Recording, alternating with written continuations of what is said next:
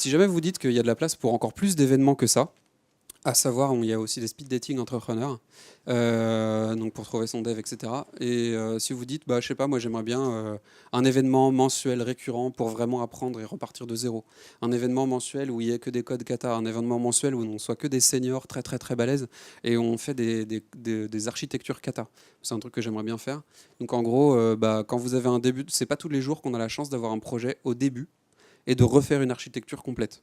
Parfois, vous avez un projet existant, vous refaites l'architecture complète d'un truc qui est à côté qui va se brancher. Vous avez une appli qui marche, tiens, et si on faisait un dashboard reporting, tiens, si on faisait du monitoring, tiens, si on faisait la partie facturation, tiens, si on faisait une appli mobile. Ça, c'est des opportunités qui sont très sympas parce que vous avez l'opportunité de recommencer de zéro, etc., etc. Et donc, souvent, vous partez dans votre projet, vous vous rendez compte que vous avez mal pris au moins un ou deux des embranchements au début du projet, et bah, vous êtes obligé de vivre avec.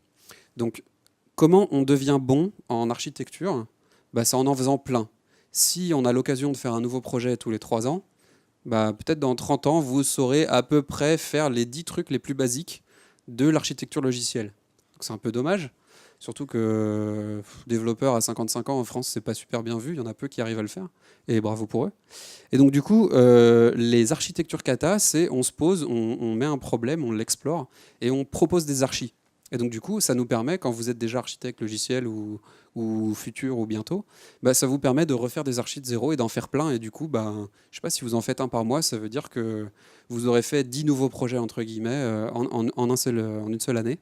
Et donc du coup, vous serez un meilleur architecte logiciel beaucoup plus vite. Voilà. Donc voilà, s'il y a des événements dans ce genre de veine qui vous intéressent, faut pas hésiter. Si vous voulez juste lancer un dîner, un resto, un bar, n'importe quoi, un salon de thé, c'est parti. Le meet-up est ouvert. D'ailleurs, peu de gens le savent, mais vous pouvez créer un meet-up. Vous dites, tiens, je veux créer une rencontre. Voilà, vous êtes juste membre, vous n'êtes pas orga, vous n'êtes rien du tout. Dites, je veux créer une rencontre. Je connais même pas la date, je connais même pas le lieu, mais on va tous parler de tel gemme que j'adore. Par exemple, on va parler de Trailblazer, qui est une architecture parallèle de Rails. Et donc, il y a des gens qui vont s'inscrire en disant, ah ouais, ça m'intéresse, moi, Trailblazer, vas-y, on va en parler. Et donc, si au bout d'un moment, vous avez suffisamment de gens, il est annoncé sur la liste, au bout d'un moment, vous trouvez le lieu, vous le mettez dedans, vous trouvez la date, vous le mettez dedans, et on peut laisser dans notre page de Meetup un truc ouvert pendant 6 mois, il n'y a aucun problème, et ça se lancera le jour où ça se lancera, quoi. Donc voilà, bref, et si vous avez besoin d'aide pour organiser, on sera là, on vous dira au moins ce qu'on a appris, si on est dispo ou pas, et puis ça se lance, et c'est sympa, quoi. Voilà. Donc on va remercier nos sponsors, donc qui sont ce soir Ruby Motion, c'est le logo du milieu, et puis nos 4 sponsors à l'année, donc Freelance Booking, Simplon, les jeudis et Job Teaser. Voilà. Et après, je vais appeler Maxime, puis Guérec pour leurs 2 talks, et on pourra ensuite avoir toute la soirée networking tranquille. Merci beaucoup, à plus. Alors bonjour à tous, moi c'est Maxime Auréfis, donc je suis étudiant à l'EPITA en 4e année et aujourd'hui je vais vous parler de Materialize. Est-ce qu'il y en a dans la salle qui connaissent? Très bien, génial. Alors, donc d'abord qui je suis, donc c'est moi Maxime Auréfis comme je vous l'ai dit. Je fais du Rails depuis 1 an et demi, 2 ans maintenant. Je suis venu à un meet-up et j'ai vachement adoré la communauté, j'ai vachement aimé le langage et donc je me suis lancé dedans. Je commence à avoir mes premiers clients en freelance, ça se passe bien, donc on va continuer comme ça. Donc je vais vous parler un peu de Materialize, mais pour vous parler de Materialize, je vais revenir à Twitter Bootstrap. Est-ce qu'il y en a dans la salle qui connaissent? Oui, je pense, quasi tout le monde. Donc qu'est-ce que c'est pour ceux qui ne connaissent pas? Donc c'est un framework front-end qui va vous permettre de faire du design et en fait en quelques lignes de code vous permettre de... Je vais vous expliquer un peu après, mais vous allez pouvoir donc en quelques lignes de code ajouter un design très rapidement et de manière très simple. Donc ça a été créé par Twitter en 2011. Aujourd'hui, c'est plus de 82 000 stars sur GitHub. Et donc, ça va permettre de faire du responsive design. C'est un design qui s'adapte en fonction de tous les devices, c'est-à-dire sur votre téléphone, sur votre tablette, sur votre PC. Et donc, c'est génial parce que ça simplifie notre vie. Donc voilà. Un peu vite fait comment ça marche. Donc, c'est un système de colonnes et de grilles. C'est-à-dire qu'on va avoir une ligne qui va représenter tout notre écran, divisé en 12 colonnes, donc que j'ai représenté ici. Et en fait, vous voyez, ici, en fonction de la taille de l'écran, on va déterminer en fait comment la position de nos blocs va intervenir dans notre écran, en fonction de notre appareil. Donc, c'est très génial. Ça permet de faire du responsive design. Twitter Bootstrap, ça permet de prototyper des trucs vachement pratiques. Mais il manquait quelques fonctionnalités, comme par exemple si on voulait ajouter un date picker ou un peu un parallaxe qui est très à la mode, ou par exemple un petit slider pour les prix. Donc, il fallait télécharger et utiliser des plugins en fait pour pouvoir utiliser ça parce que c'était pas dans Twitter Bootstrap de base. Et j'ai cherché en fait un autre framework qui permettait de faire ça de manière plus efficace et plus jolie. Donc, je vais vous présenter un peu qu'est-ce que c'est Materialize. Donc, ça a été repris par 4 personnes de Pennsylvanie en fait, qui sont basées sur le design de Google. Donc la dernière version de de Android, Lollipop. Aujourd'hui, il y a plus de 10 000 stars sur GitHub. Et ça va être la même chose que Twitter Bootstrap, mais avec le design de Google. Mais avec beaucoup plus de fonctionnalités, on va le voir tout de suite. Et également un point à souligner, la documentation est très bien faite et les mainteneurs sont très facilement joignables, c'est-à-dire si vous avez une question, vous avez un problème, vous allez leur demander, ils vont vous donner la réponse tout de suite. Ça, j'ai trouvé ça très très bien. Donc on va passer tout de suite à comment l'installer en Rails. Donc vous ajoutez à votre gemfile la gem en SAS, un petit coup de bundle install, on importe le CSS et le JavaScript, donc dans les fichiers suivants, et c'est parti, ça marche direct, c'est génial. Et on va pouvoir donc utiliser des magnifiques formes comme vous voyez là à l'écran, en vidéo. C'est-à-dire que c'est exactement pareil pour ceux qui ont un téléphone sur Android en fait. Je ne sais pas si vous avez reconnu. Oui, non, oui, très bien.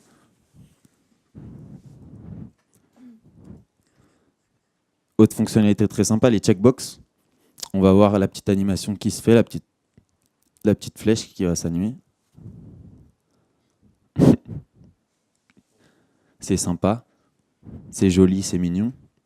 On est génial, on aime ça. Le fameux date picker que j'ai pas trouvé donc sur Twitter Bootstrap de base, mais qui là est magnifique.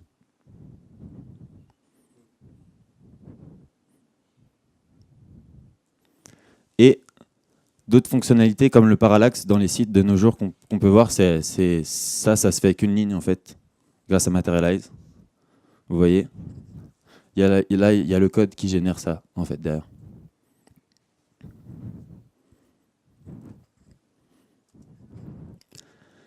Les petites vagues d'animation qu'on a souvent sur Android quand on clique sur un bouton, avec la dispersion de la vague. En fonction, on peut choisir la couleur, on peut choisir pas mal de choses. Voilà, très sympa. Ça, c'était vraiment un petit tour des fonctionnalités qu'il y avait sur Materialize. Donc, pour ceux qui veulent voir davantage de fonctionnalités, je vous invite à aller sur le site materializecss.com, jeter un coup d'œil. Vous allez voir, vous allez gagner du temps. C'est joli, c'est facile à intégrer. Et c'est tout pour moi, merci.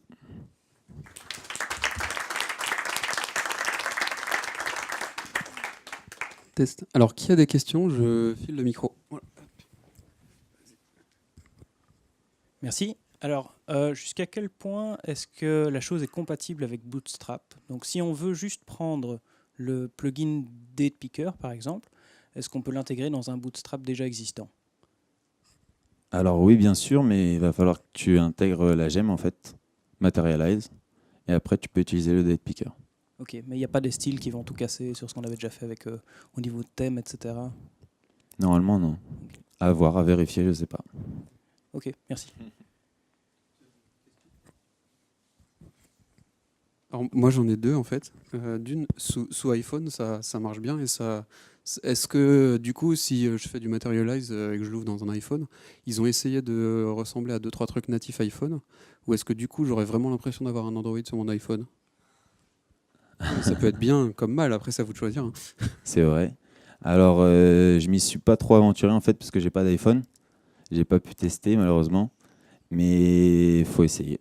Je t'invite à essayer et à me dire. Ok. Et alors, dernière question, juste le date picker, c'est super cool. Est-ce qu'il y a aussi un date time picker? Ah, pas à ma connaissance. Ah, À toi de contribuer lors des Code Labs je vais peut-être essayer. Merci. et de leur envoyer ta version. D'autres questions? Je crois que quelqu'un avait pris le micro. Ok, bah merci. Mais bah merci Maxime alors. Bah voilà, c'était très court et j'espère que ça vous a plu. Très cool. Bah Guirec du coup. Ouais. Je t'en prie. J'ai mon Mac et j'ai chargé ta presse. Donc, je t'en prie. Je peux commencer à te présenter. Hop, je vais mettre ça là. Bonjour. Déjà, je voulais savoir s'il y avait beaucoup de débutants dans Rails ou dans Ruby. Ok, il y en a quelques-uns. Bah, j'ai peur que vous n'allez pas tout comprendre. Alors, c'est pas grave, au moins j'espère que vous retiendrez 2-3 trucs. Ce serait pas si mal. Donc, comme vous le voyez, ma présentation ça porte sur le fonctionnement interne de Rails. Je vais bouger les souris. Alors pourquoi j'ai choisi ce sujet-là? C'est parce que souvent en tant que développeur Rails, on sait comment utiliser Rails, on sait à peu près les fonctionnalités, mais finalement on sait assez peu ce qui fonctionne en dessous. Donc on utilise la pointe de l'iceberg, mais on ne sait pas quels sont les rouages qui sont en interne. Donc avant de commencer, je vais me présenter. Je m'appelle Guirec Corbel, je travaille pour la société Optique 360. C'est la première fois que je participe à un Paris RB parce que j'habite au Québec. Donc j'habite pas juste au Québec, j'habite à cette île où il fait moins 35. Puis c'est vrai, c'est des vraies valeurs. Puis ça, c'est une photo de cette île avec des aurores boréales il y a 2 semaines. Donc il n'y a pas juste le froid, au moins c'est beau. Alors pourquoi comprendre Rails? Pas juste pourquoi l'apprendre, pourquoi le comprendre et exactement savoir ce qui se passe en interne. Déjà, en lisant le code, puis en allant plus loin, on va devenir un expert. Donc on va peut-être découvrir de nouvelles fonctionnalités qu'on ignorait, qu'on va pouvoir utiliser par la suite dans nos applications. Ensuite, en devenant un expert, on va pouvoir peut-être contribuer, donc faire partie de la communauté Ruby. En général, en Ruby, faire partie de la communauté, c'est très important. Puis en faisant partie de la communauté, donc en contribuant soit à Rails, soit à des Gem Connex, on va se faire connaître. Donc se faire connaître, ça veut dire aussi ça se monétise. Ensuite, faire partie de la communauté Ruby, c'est une expérience incroyable. Apprendre Rails, c'est une expérience incroyable également. Ici, il y a un exemple d'un commit que j'ai fait à Rails. Donc on voit, donc c'est un code assez simple que j'ai proposé, mais j'ai parlé à des gens comme ici on voit Steve Klamnik, ici il y a Thunderlove et José Valim, puis il y en a d'autres, je ne pourrais pas tous les citer. Mais c'est des personnes qui sont reconnues comme étant les meilleures au monde dans le domaine, donc en Ruby, c'est ce qu'on appelle des Ruby Heroes. Donc ces personnes-là, ils ont vu mon code, ils ont pu regarder un peu ce que j'avais fait, on a échangé, ça m'a permis de valider un peu ce que j'avais fait, puis donc c'est toujours très gratifiant de se faire valider par des personnes comme celle-là.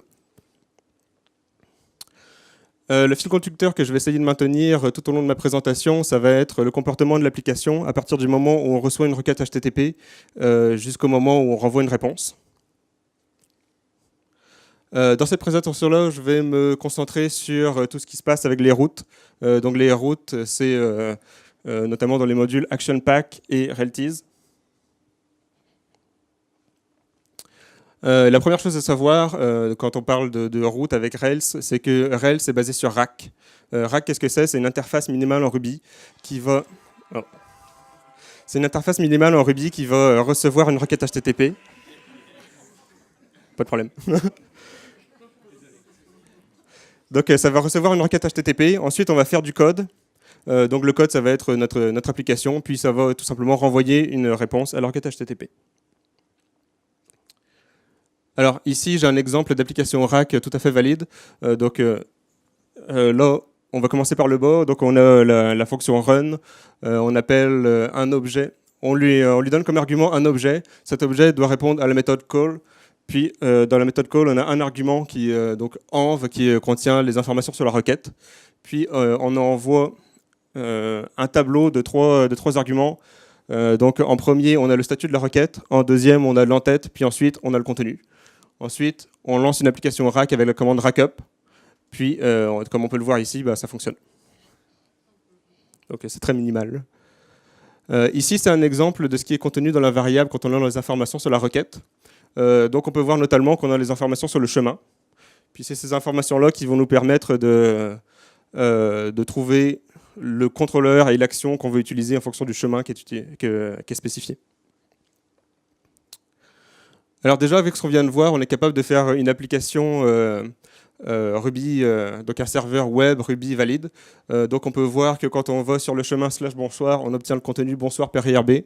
Si on va sur le répertoire /bonjour, on arrive sur bonjour per IRB, puis ensuite, si jamais on essaye d'aller sur un autre chemin, on obtient une réponse 404. Puis on voit ici que ça fonctionne. Alors, une des preuves que Rails, c'est une application rack. Quand on génère un projet Rails, ça va nous générer un fichier config.ru.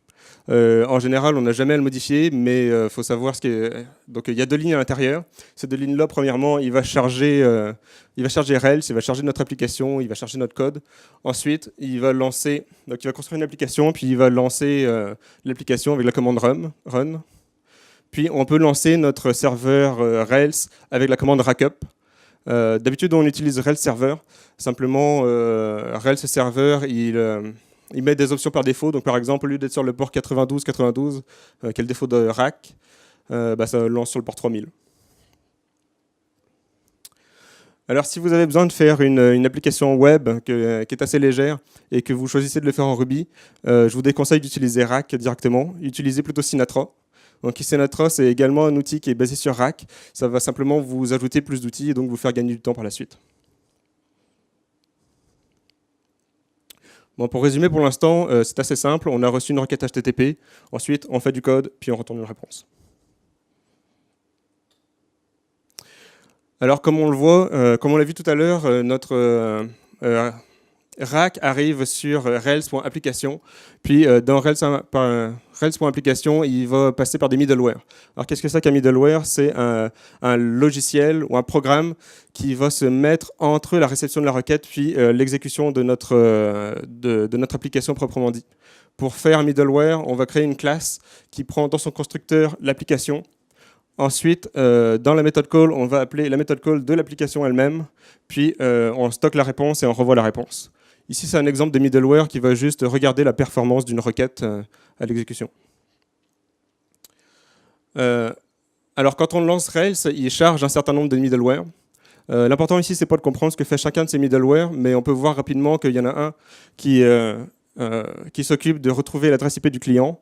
Il y en a un qui s'occupe de regarder si on a des migrations qui sont en cours. Il y en a un qui s'occupe des cookies. Puis, on voit en bas que notre point d'entrée dans notre application, c'est par IRB application.route. Donc on va essayer de trouver cette méthode. Alors déjà, notre application Rails, elle dépend de la classe application du module Rails. Cette classe application, elle dépend de la classe engine, puis c'est dans la classe engine qu'on a la méthode routes. Alors ce que fait cette méthode routes-là, elle va construire un route set, donc c'est un ensemble de routes, puis ça va nous le renvoyer. Donc, il y a un ensemble de routes où toutes les routes qu'on a rajoutées sont stockées pour être servies. Alors pour résumer, pour l'instant, on a reçu une requête HTTP avec Rack, on l'a transformée par des middleware, on a trouvé notre point d'entrée, puis ensuite on exécute du code dans notre application, puis on fait un retour de la réponse. Alors, avant de regarder un peu comment le point d'entrée, donc notre ensemble de routes, on va voir comment faire pour ajouter une route à cet ensemble-là. Donc, quand on commence avec Rails, je pense qu'on a tous plus ou moins vu ce bloc-là. Donc, on voit qu'on utilise une méthode ressource, on lui passe un symbole qui s'appelle products, puis on met ça dans un bloc qu'on envoie à la méthode draw. Alors, cette méthode draw-là, ce qu'elle va faire, c'est qu'elle va utiliser la méthode evalBlock, puis cette méthode evalBlock-là, elle va construire un objet de type mapper, puis elle va exécuter les fonctions du bloc comme si elles faisaient partie, comme s'ils étaient dans le mapper. Donc c'est comme si on écrivait mapper.ressource avec notre symbole. Donc finalement, à partir de Rails 3, ils ont fait un DSL pour nous simplifier la vie, mais avant ça ressemblait plus à ce fonctionnement. Donc on utilisait map.resources, etc. Simplement, les développeurs de Rails ont décidé de nous simplifier la vie au maximum. Alors, ce que fait cette méthode ressource, ce qu'elle va faire, donc elle va appeler la méthode sum member mappings for resource, puis cette méthode-là va appeler les méthodes get, patch, put et delete. Donc, écrire la simple méthode ressource, c'est comme si on avait écrit manuellement dans notre fichier de route ces 5 méthodes-là. Simplement, encore une fois, Rails essaye au maximum de nous simplifier la vie. Ici, on a l'exemple de la méthode get. Ce qu'elle fait cette méthode get-là, c'est qu'elle va appeler la méthode mam-méthode, puis ensuite elle va appeler la méthode match. Donc encore une fois, on aurait pu utiliser la méthode match directement dans notre fichier de route, mais Rails nous spécifie des arguments par défaut et encore une fois, essayer de nous faire écrire le moins de code possible. Ok, donc la méthode match, pour l'instant elle est actuelle, donc j'en parle. Donc la méthode match, on l'a tous vu un peu comme ça. Donc on spécifie la route, puis ensuite on lui spécifie un contrôleur, puis un index, donc une action, pardon. Donc ça c'est assez basique, mais ce qu'on sait moins, c'est qu'on peut lui spécifier directement une méthode lambda. On peut également lui spécifier une application rack, donc j'imagine qu'on peut spécifier aussi une application Sinatra. Ensuite, on peut également spécifier directement l'action de notre contrôleur. Puis comme c'est marqué dans le commentaire, oui, notre contrôleur est une application rack, dans le sens où elle va répondre à la méthode call avec comme argument la requête. Ensuite, donc la méthode match, elle utilise decompose match. Ce que fait decompose match, c'est qu'il va regarder déjà si on est dans un scope. Donc ce n'est pas le cas dans notre exemple. Puis ensuite, ça utilise la méthode addRoute avec le chemin puis des options. Alors ce que fait cette méthode addRoute là, déjà, elle va construire un objet de type mapping. Donc cet objet de type mapping est assez complexe, donc j'ai préféré ne pas en parler pour tout simplement gagner du temps. Mais ce qu'il faut comprendre, c'est que on obtient une variable qui s'appelle app, puis la variable app est de la classe dispatcher. Puis ensuite, ici, on voit qu'on a une variable qui s'appelle set. Puis cette variable set, c'est le route set qu'on a vu depuis le départ, donc c'est notre ensemble de routes. Ensuite, on voit qu'on utilise la méthode addRoute avec comme argument l'application sur notre ensemble. Donc on se doute que c'est à partir de ce moment-là où il va ajouter notre route à notre ensemble.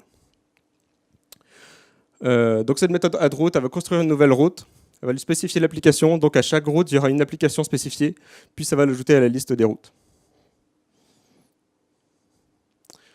Alors, à partir de ce moment-là, on peut déjà ignorer tout ce que je viens de dire.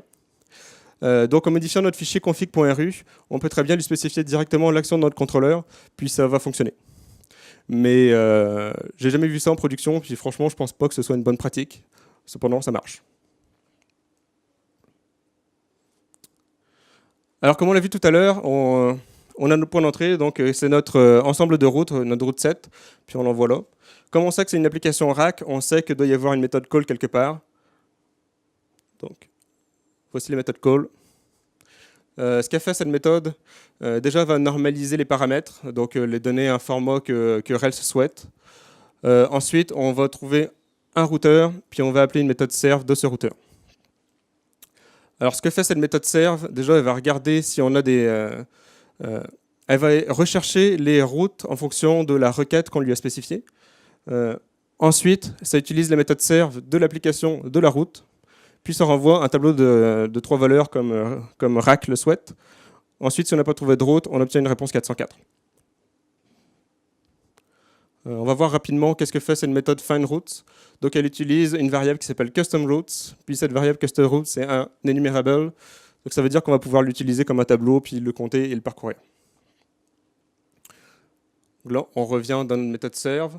Comme je le disais, on utilise les méthodes serve de l'application. Puis, comme je l'ai dit tout à l'heure, notre application est un objet de la classe dispatcher. Donc, dans cette classe dispatcher-là, on retrouve des params. Donc, les paramètres, on peut voir qu'il y a un contrôleur qui s'appelle product, une action qui s'appelle index. Donc, une fois qu'on a le nom du contrôleur, c'est assez facile de retrouver la classe qui correspond. Donc, on prend product, on rajoute le mot contrôleur derrière, on trouve la classe product contrôleur, puis on l'instancie. Ensuite, on utilise la méthode dispatch avec notre contrôleur, puis on appelle la méthode action de ce contrôleur-là avec l'action comme symbole, donc ici 2.index. Puis comme c'est une application rack, on peut lui appeler une méthode call avec notre notre requête. Oh, j'ai loupé. Ok. Donc, pour résumer, pour l'instant, on a reçu une requête HTTP. Donc, on l'a reçu avec Rack. Ensuite, on l'a transformé par des middleware. On a trouvé comment ajouter des routes, puis comment les utiliser, les rechercher. Ensuite, ces 3 petits points-là, il fait énormément de choses. Donc, c'est tout simplement notre cœur de métier. Donc, on va pouvoir peut-être appeler une base de données, construire une vue, envoyer des courriels. Donc, tout ce qui nous importe réellement en tant que développeur. Puis ensuite, on retourne la réponse. Alors, comme je l'ai dit au début, je me suis concentré sur les routes, donc ActionPack et Realties. Il y a encore énormément de choses à voir sur ces 2 modules-là. Ensuite, il y a encore énormément de choses à voir sur tous les autres modules. Simplement, on pourrait parler des heures et des jours de tous ces modules-là. Et évidemment, j'ai que 20 minutes. Puis en plus, je suis loin de connaître par cœur tout ce qui se passe dans chacun de ces modules-là. Ce que je veux qu'on retienne de cette présentation-là, je ne veux pas forcément qu'on retienne exactement quelle méthode a été appelée par qui, puis dans quelle classe. C'est tout simplement impossible. Déjà, je veux qu'on retienne que Rails c'est basé sur Rack. Tout au long de la présentation, j'ai parlé de Rack sans arrêt. Donc au niveau de la route, le Rack est incontournable. Ensuite, Rails c'est compliqué. Déjà, j'ai passé du temps à faire cette présentation-là. J'ai passé du temps à lire le code, puis à monter ça. On n'arrivera pas à comprendre Rails tout de suite. Puis le fait que les développeurs de Rails ont voulu nous simplifier au maximum la vie, ça veut dire qu'ils se sont adaptés au maximum à ce qu'on voulait faire. Puis en s'adapter, ça devient compliqué. Ensuite, une notion importante, c'est Rails n'est pas magique. Quand j'ai commencé avec Rails, j'étais un peu surpris de ce qu'il était capable de trouver tout seul sans qu'on lui spécifie.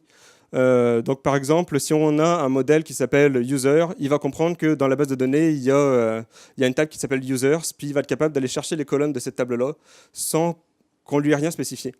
Finalement, quand on se met à lire le code de Rails, on se rend compte qu'il y a une logique qui est tout à fait valide, c'est juste du code Ruby. Puis quand on passe du temps à la lire, on arrive à comprendre ce qui se passe. Puis pourquoi c'est fait de même. Ensuite, Rails, c'est très compliqué. Alors déjà, même les contributeurs de Rails ne connaissent pas Rails par cœur.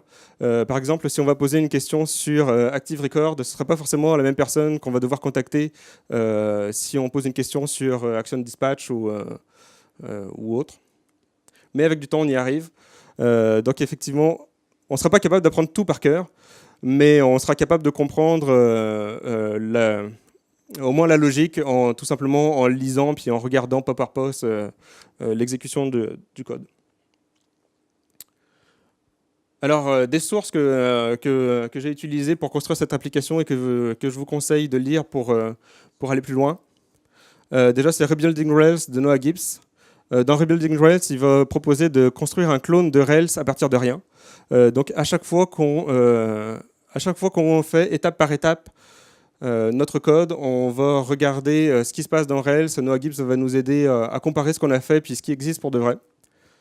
Ensuite, on a Crafting Rails Application de José Valim. Lui, il va regarder le code de Rails puis nous expliquer ce qui se passe. Les Railscast de Ryan Betts, comme tous les Railscast, c'est très bien fait. Il y en a un certain nombre qui se propose de regarder le code source interne de Rails. Donc très intéressant à regarder et assez simple à comprendre. Puis ensuite, une source inévitable quand on essaye d'apprendre Rails, c'est le code source de Rails. Donc déjà, on va juste en lisant les commentaires, il y a énormément de commentaires. Tous ces commentaires-là, ça constitue de la documentation. Puis rien qu'en lisant la documentation, on va apprendre des choses. Ensuite, débugger par pas, puis regarder l'exécution de chaque méthode, ça va nous permettre également d'aller plus loin quand on essaie de comprendre Rails. Avez-vous des questions? Oui. Si Rails c'est compliqué, c'est pas magique et c'est très compliqué. Ouais. Pourquoi Rails? Parce que Rails nous simplifie la vie quand on essaye de faire des choses. En fait, non. Le fonctionnement interne de Rails c'est compliqué.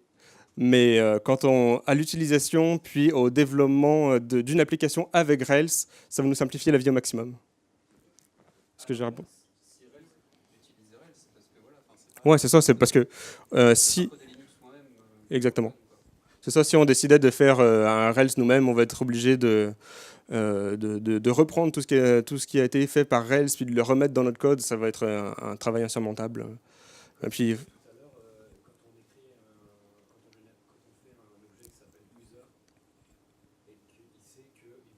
une table users. Ouais.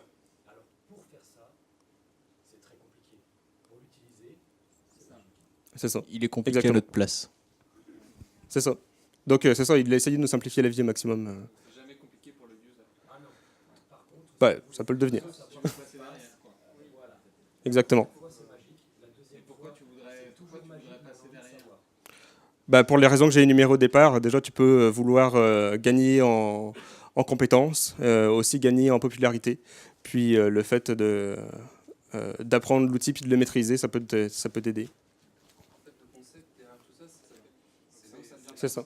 Bah, c'est Mais tu n'as ce besoin que quand tu veux fine-tuner Rails, c'est pas forcément le bon choix. pas juste non, pas juste fine-tuner, c'est vraiment juste vraiment regarder le maîtriser puis regarder comment ça fonctionne. C'est comme dans ta voiture, à un moment donné, si tu as un problème dans ta voiture, tu vas peut-être être capable de faire quelque chose là, mais si tu veux peut-être aller plus loin puis aller tirer plus de puissance de ta voiture, là tu vas être obligé de regarder comment ça marche le moteur et puis donc Mais c'est là où tu vas galérer plus que si tu étais sur un autre langage. bah, déjà t'es pas obligé de galérer toi-même. Le problème, les autres langages, on te laisse triturer dedans et que c'est pas bloqué, fermé comme Ouais. ça. Bah, c'est le principe de l'open source. Mais en plus, avec Rails, tu as toujours c'est sur GitHub, hein, tu as la possibilité de mettre des issues, puis qu'il y ait des personnes qui sont peut-être plus compétentes que toi qui vont regarder ça ou t'aider à trouver la solution.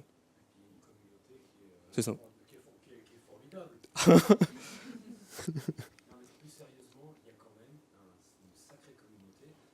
Ouais.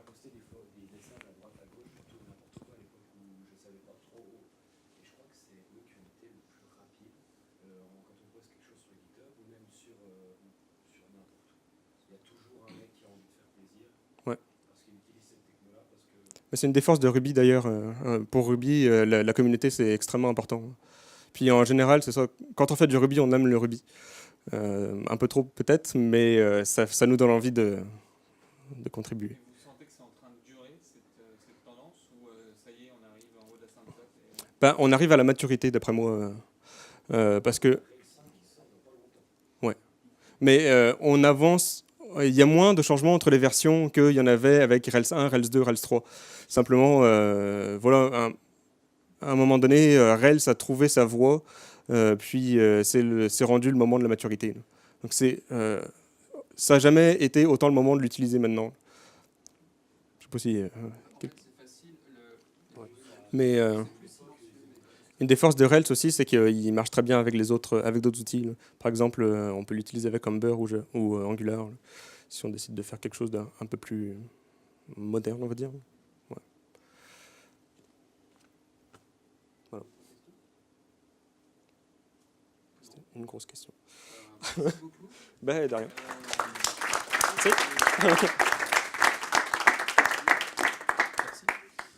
Merci beaucoup. Bah, il y a le buffet dans la pièce d'à côté. Le deal, c'était... Ah, ok. Bah, merci beaucoup.